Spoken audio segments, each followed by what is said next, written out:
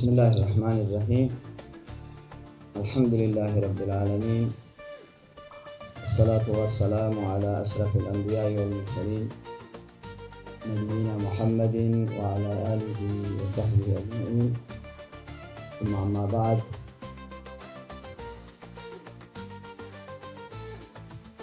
جاء قدّا جاء كبجما جاء ألفاتا كنا kabaja guyyaa ji'a kanaatii fi kabaja hawaasa musliimaa magaalaa keenyaa akkasuma akka biyyaatitti illee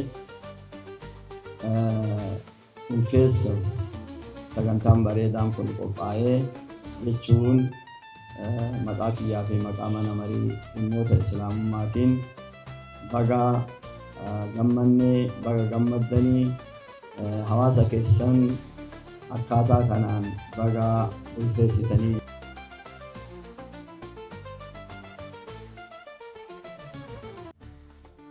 Baankiin Gamtaa baankii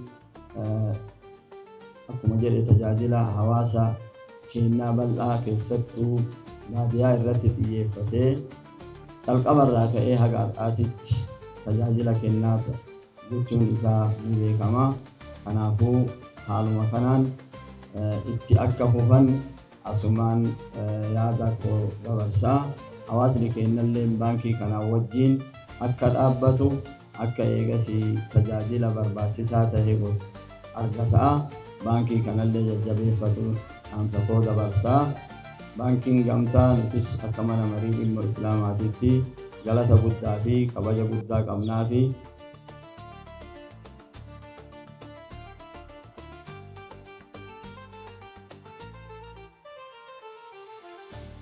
baankiin kun hawaasa isaa bira dhaabata. Hawaasa qotee bulaatti baankii kana hundeeffate. Qotee bulaa irraa yeroo kamiyyuu hin hafu. Harakkataa biraa yeroo kamiyyuu hin hafu. Hawaasa kana birarraa yeroo kamiyyuu hin hafu jechuudhaan dhimmoota akkanaa kana godhaa jira. Isinis baankii kana filannoo keessan gootanii qusannoo keessanis liqaa keessanis baankii hojii Gamtaa Oromiyaa wajjin akka hojjettan isiniin jenna.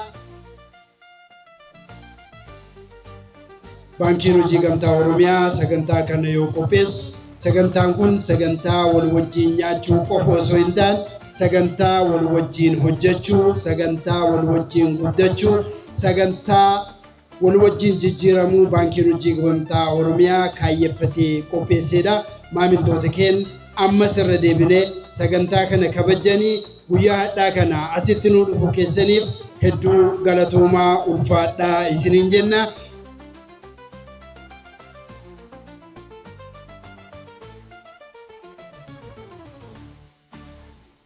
بسم الله الرحمن الرحيم. الحمد لله رب العالمين. صلى اللهم وسلم على سيدنا محمد وعلى آله وصحبه وسلم أجمعين. أما بعد، السلام عليكم ورحمة الله وبركاته. بانكين Gamtaa Oromiyaa دا بانكوني على الرابلسا هندي ساتو يكين قدسوت حواسا كين قدسو كيست نما كين قدسو كيست جهة قدا كبر. Baankiin akkuma aalamaatittuu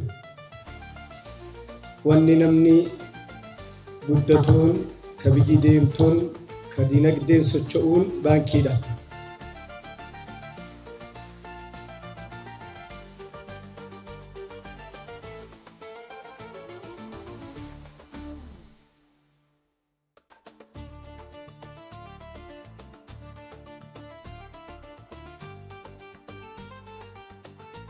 Assalamu alaikum warahmatullahi wabarakatuh.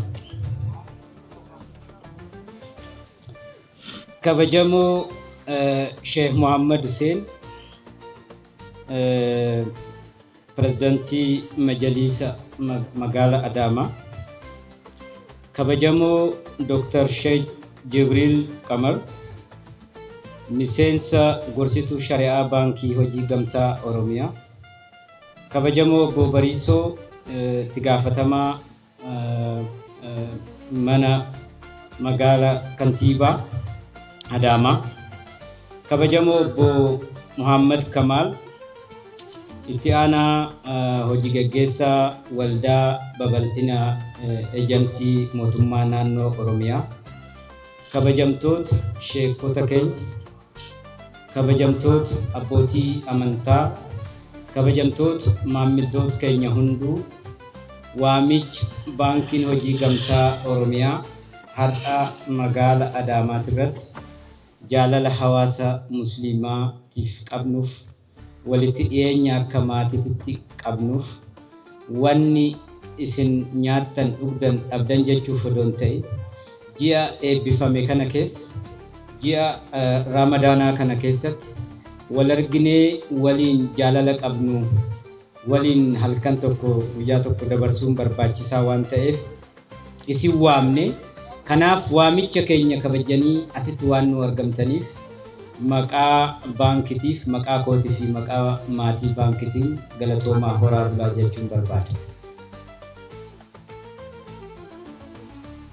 Baankiin kun kan uumame uummata bal'aa kanarraa namoonni waggaa 20 har'aa baankiin dheengadda sanbata dheengaddaa erga jiruu eegalee waggaa 21ffaa isaa kabajee jira. Waggaa 20 kana keessatti yeroo dhiyoodha. Baankiin kun yoo yaadamu yaada xiqqaadha. Yaada baay'ee namni lama namni sadi yaada. Waggaa 20 dura yoo yaadamu hin danda'amus namoonni jedhan waan hin danda'amne yaadina. Hiyyeessaa fi qonnaan bulaa irraa maallaqa walitti qabuun waan hin danda'amne jedhamee yeroo itti abdii kutachiisan illee ture jechuudha. Har'a garuu dhaabbatee yoo as ga'u hawaasa kana ijaaruu keessatti akkuma duratti kabajamoo Dr. Sheikh Jibril kaasanitti hawaasni baay'een hawaasni musliimaa baankiirraa fagaatee ture. Baankitti dhiyaatee ture. Gorsitoota adda addaa iskoolaarota biyya alaatiitti muuxannoo qaban baankii shari'aa keessatti warra gaggeessan walitti qabuudhaan har'a tajaajila hawaasa musliimatii baankolii kennan keessatti baankii dursee waan guddaa hojjetedha. Maammila qofa miliyoonaan horachuun faayinaansii karaa shari'aatiin biliyoonaan liqeessuun ummanni keenya ummanni musliimaa walumaa galatti akka biyyaatitti akka baankitti dhufee tajaajila argatu gochuu keessatti baankiin kun hojii guddaa dabarsee jira. Waan guddaa gaggeessee jira. Garuu kun xiqqaadha. Hawaasa qabnuu fi fedhii jiruun yoo laallu ammallee xiqqaadha. Calqabbii xiqqaa waan ta'eef keessumattuu immoo karaa teeknooloojiitiin hiyyeessa bal'aa biras gadi bu'anii ga'uun ummata ijaaruun ummata gorsuu fi ummata cimsuun nu mararraa waan eeggamuuf asumaan ifxaara gocha marii waliin geggeessine waggaatti waan dhufnee mari'annu qofa odoon ta'in guyyaa guyyaa wal arginuun wal gargaaraa wal gorsaa saba keenya ummata musliimaa dinagdee keessatti akka cimee deemu akka guddatu gochuu fi ga'ee akka biyyaatitti isaa malu akka argatu gochuu keessatti nu martuu wal ijaarree hojjechuu qabna jechuun barbaada.